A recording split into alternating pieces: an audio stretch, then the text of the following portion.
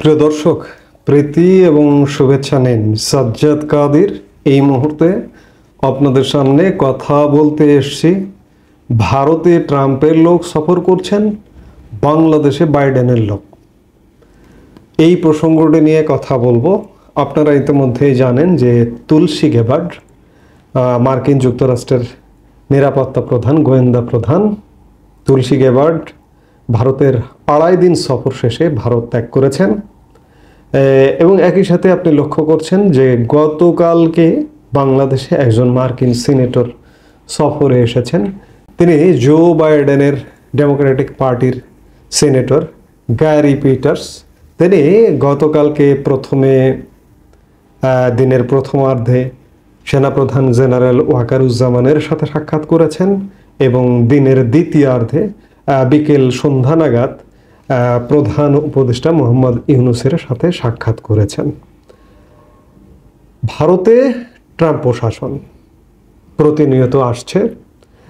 ভারত মার্কিন যুক্তরাষ্ট্রে যাচ্ছেন। প্রধানমন্ত্রী নরেন্দ্র মোদী কদিন আগে সফর করে এসছেন, তারপরে এসছেন তুলসী গেবার্ড, এরপরে এই মাসেই আসছেন মার্কিন president, vice president JD Vance. কিন্তু বাংলাদেশ মার্কিন কাদের নিয়ে ব্যস্ত এই মুহূর্তে? বিরোধী দলীয় সিনেটর গ্যারি পিটার্স তিনি এসছেন। আবার কদিন আগে কি দেখলাম আমরা? কয়েকজন কূটনীতিককে বাংলাদেশে আসতে দেখলাম। তারা একসময় বাংলাদেশে মার্কিন রাষ্ট্রদূত ছিলেন এবং বাংলাদেশে বিগত 10 বছর আসবার জন্য ভিসাও পাননি এমন লোক এসছেন। এবং বাইডেন প্রশাসনের একজন সিনেটর এসছেন। আমি এই কথাগুলো বলবার কারণটা হচ্ছে যে আমাদের কোথায় গেলে, কাকে নিয়ে চলা উচিত এই মুহূর্তে, কাকে নিয়ে চললে আমরা সামনের দিকে এগোবো।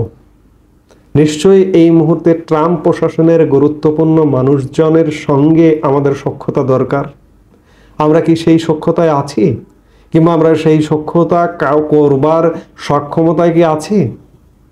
গ্যারি পিটার্স তিনি বাইডেনের ডেমোক্রেটিক পার্টির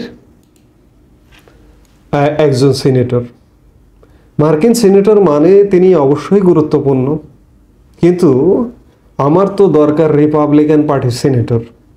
আমার যদি রিপাবলিকান পার্টির 5 জন সিনেটর আসতেন বাংলাদেশে, বা একজন সিনেটর আসতেন, সেই সিনেটর আমার কাছ থেকে আমার তথ্য উপাত্ত নিয়ে আমার জন্য মার্কিন সিনেটে গিয়ে যদি কথা বলতেন, তাহলে আমি লাভবান হতাম। কিন্তু এই মুহূর্তে পতিত ডেমোক্রেটিক পার্টির সিনেটর তিনি আমার জন্য কি করবেন বা আমার জন্য কি বলবেন, তার কথাটা কতটা গ্রহণযোগ্য হবে?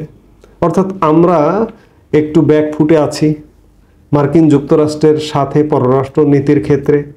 আরেকটি জিনিস দেখুন যে এই সিনেটর এসে প্রথমত সেনাপ্রধানের সাথে আগে সাক্ষাৎ করেছেন। ইদানিংকালে আজকাল এটি দেখা যাচ্ছে যে সেনাপ্রধানের সাথে আগে সাক্ষাৎ করেন বিদেশি অতিথিরা। স্বাভাবিক বাংলাদেশ যখন বিরাজমান থাকে, তখন সত্যিকার অর্থে কোনো বিদেশি অতিথি ক্যান্টনমেন্টে সাক্ষাৎ করেন না, বা সেনাপ্রধানের সাথে সেই অর্থে সাক্ষাৎ করেন না। সেনাপ্রধান জানেনও না যে দেশে কে আসছেন বিদেশি অতিথি। কিন্তু এই মুহূর্তে এই অন্তর্বর্তীকালীন সরকারের সময় বিদেশি যে কোনো অতিথি আসলে আগেই সেনাপ্রধানের সাথে সাক্ষাৎ করছেন। অর্থাৎ আপনি যতই যাই বলুন না কেন, বর্তমান দেশটি সেনা সমর্থিত এবং বর্তমান বাংলাদেশে যে একটি সরকার আছে, অন্তর্বর্তীকালীন সরকার, এটি সেনা সমর্থিত এবং এটি হচ্ছে নাকে অক্সিজেন মাস্ক দেওয়া, নাকে মুখে অক্সিজেন মাস্ক দেওয়া একটি সরকার। সেনাবাহিনী যদি মনে করে যে আমি অক্সিজেন মাস্কটা সরে নেব, সাথে সাথে কিন্তু বর্তমান অক্সিজেন দেওয়া সরকারটি মারা যাবে, মৃত্যু ঘটবে। আমি যেটি বলছিলাম যে সেনাপ্রধানের সাথে আগে সাক্ষাৎ, এর আগে রাশিয়ার রাষ্ট্রীয় প্রতিষ্ঠান আমাদের রূপপুর পারমাণবিক বিদ্যুৎ কেন্দ্র যে বাস্তবায়ন করছে, রোসাটমের ডিজি এসেছিলেন, মহাপরিচালক। তিনিও এসে কিন্তু দিনের প্রথমে আগে সেনাপ্রধানের সাথে সাক্ষাৎ করেছেন, পরবর্তীতে মোহাম্মদ ইউনূসের সাথে সাক্ষাৎ করেছেন। যেটি হোক, সেনাপ্রধান এই মুহূর্তে গুরুত্বপূর্ণ। আমি যেটি দিয়ে আলাপটি শুরু করেছিলাম যে বাংলাদেশ উল্টো পররাষ্ট্র নীতিতে আছে। উল্টো পররাষ্ট্র নীতিতে থাকবার কারণটাও হচ্ছে বাংলাদেশ বা বাংলাদেশের বর্তমান যে সরকার, এই সরকারটি যদি চাইলেও ট্রাম্প প্রশাসনের সাথে আসলে যোগাযোগ করতে পারবে না বা সখ্যতা গড়ে তুলতে পারবে না। যোগাযোগ হয়তো ঘটাতে পারবে, যোগাযোগ ঘটালেও ডিপ যে একটা সখ্যতা, সেই সখ্যতাটা ঘটাতে পারবে না। কারণ মোহাম্মদ ইউনূস কিন্তু আসলে বিরোধী শিবিরের লোক।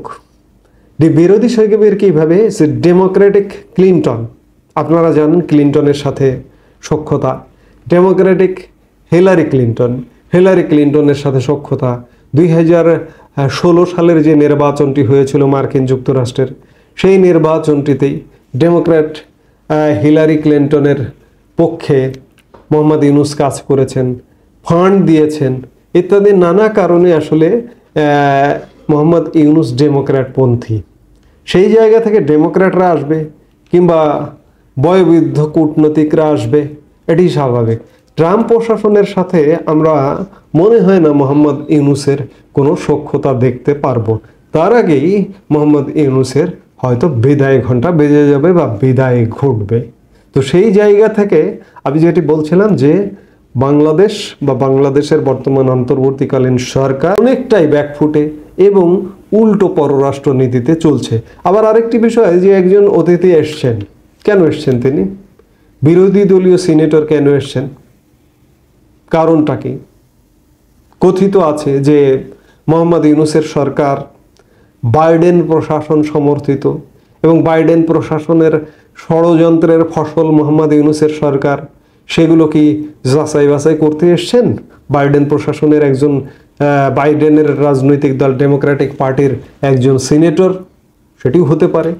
আবার সাক্ষাতে দেখুন মোহাম্মদ ইউনূস বিশেষ করে সংখ্যালঘু ইস্যুতে যে আলাপটি করেছেন এই পিটার্সের সঙ্গে, সেটি হচ্ছে যে সংখ্যালঘু নির্যাতন প্রসঙ্গে পিটার্স বলেছেন, আর মোহাম্মদ ইউনূস বলেছেন যে সংখ্যালঘু নির্যাতন যে হচ্ছে এটি ধর্মের কারণে নয়, এটি রাজনৈতিক কারণে। মোহাম্মদ ইউনূস যখন থেকে রাষ্ট্র ক্ষমতা গ্রহণ করেছেন তখন থেকে একটি বৈধতা দিয়ে যাচ্ছেন, একটি লাইসেন্স দিয়ে যাচ্ছেন যে রাজনৈতিক কারণে কারো উপরে হামলা করা যাবে। সে যদি একটি রাজনৈতিক দল করে, বিশেষ করে আওয়ামী লীগ করে, তাহলে হামলা করা যাবে। এটি কেমন বিচার, এটি কেমন বিবেচনা? মোহাম্মদ ইউনূস তো এই বিবেচনায় আসলে অপরাধী হিসেবে গণ্য হতে পারেন। তো সেই জায়গা থেকে আমি যেটি বলছিলাম যে মোহাম্মদ ইউনূসের যে ধ্যান ধারণা প্রকাশ সেটিও ভুল এবং পররাষ্ট্রনীতি সেটিও ভুল, অর্থাৎ ভুলেই পার করছে মোহাম্মদ ইউনূসের সরকার। এই মুহূর্তে এ পর্যন্তই। সবাই ভালো থাকুন, সুস্থ থাকুন। আমাদের ভিডিওগুলো নিয়মিত পেতে সাবস্ক্রাইব করুন Sajjad Kadir and the legends YouTube channel এবং লাইক, কমেন্ট, শেয়ার করে সাথে থাকুন।